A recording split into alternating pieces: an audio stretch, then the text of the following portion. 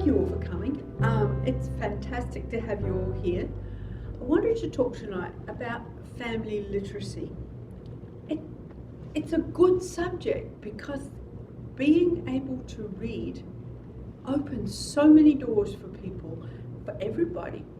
There's the imaginative side of it, but there's all the knowledge that comes through having that incredibly essential skill.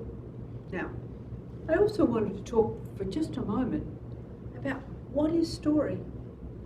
And I contend that everything is story. Think about it. You come home and you walk into the house and somebody says to you, "What'd you do today?" You say, "Oh, well, you know, there was a traffic jam on the park out on the way when I was going into work. But once I got there, it was fine. They're trying a new type of coffee. It really works well and I like it a lot. I drank too many cups." Lunch. Fred and I went out for lunch and it was really interesting. He was telling me what he did on the weekend. He actually went to the opera. I knew he had liked opera, you know, it was a big surprise. Now, you have told a story. It seems every day and it's mundane. There was no princess, no dragon, but it was still a story.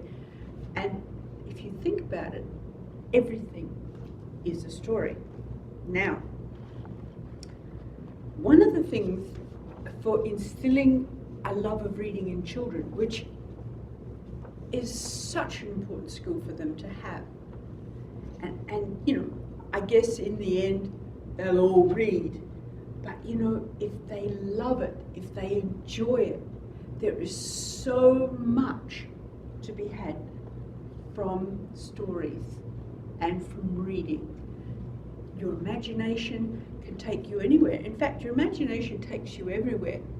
You know, you've just left high school and now you have to imagine what your new life is going to be like. You can't have that life unless you can imagine what it's going to be, because if you don't, how are you going to know what to do? You imagine you'd like to be a doctor, and you better get yourself off to university. You imagine you might like to be a mechanic and drive drag cars. Well, you better get yourself a job as a mechanic and an apprenticeship at that too, so that you can be very competent at it and your life is on the way. And it took imagination. Now, with children, they really learn.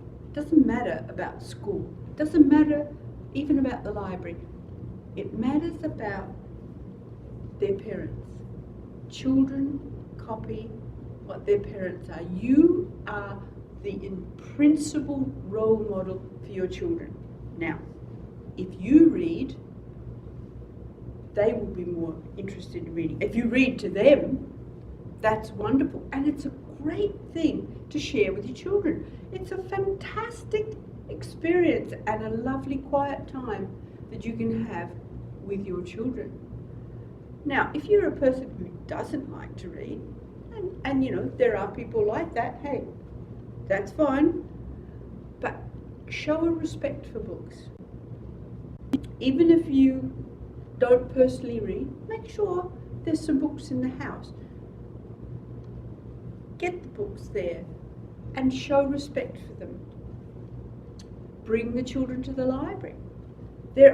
For small children, there are wonderful story times in almost every library that I've ever been in, every branch. You don't have to go to the head one to have a story time happening. These are incredibly rich experiences for children. This is a story that these children, they're ours, have to adjust to their mother being away for the first time. And all children have to do that. And so here's a book that will help them to get that idea that you can be safe. Now, quite apart from this story having that as a learning thing, I just want to show you how amazing the pictures are. This book is a work of art. Look at it. It's a story It's beautiful, it has lovely appealing characters, but look at this, mother comes back. It's a work of art. On the other end, there's this book. It's called Raw. And I wouldn't say that the pictures in this book are a work of art. They're like cartoons. But you know, the appeal of this book for children, I suspect, quite apart from the story, is this is how they draw. They can relate to these drawings so well because this is how they draw. And so to enrich your child, to bring them to the library and have them experience the wealth of picture books. This particular library, I went out there and I looked on the shelf. Heaven knows how many books are out on loan, but I would say there's close to 800 picture books down there on the shelves. Now,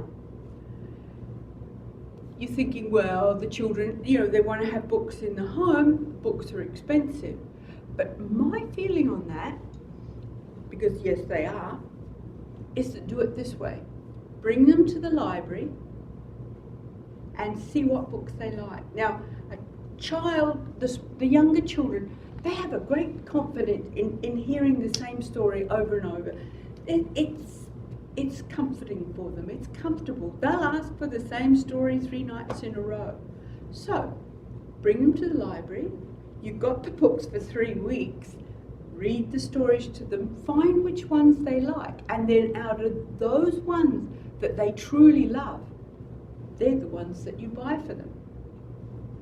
And you haven't had to buy hundreds because the library has the hundreds for you. And I would suggest that is a very good way to have a library for your children, but make certain that every book in that library is something that they will treasure and want to read many, many times. Now, something else that you can do for children is to subscribe to a magazine. If you're a grandparent and you're always looking for something that you can give as a Christmas present or a birthday present, something that will last. If you get a subscription to a magazine, they're going to get 8, 12, who knows how many. They're going to get one every month, every 2 months, and there'll be puzzles and pictures. And these magazines, you know, they have editors who know the business of entertaining and instructing children. So the wealth of knowledge in these is really worth thinking about as a present.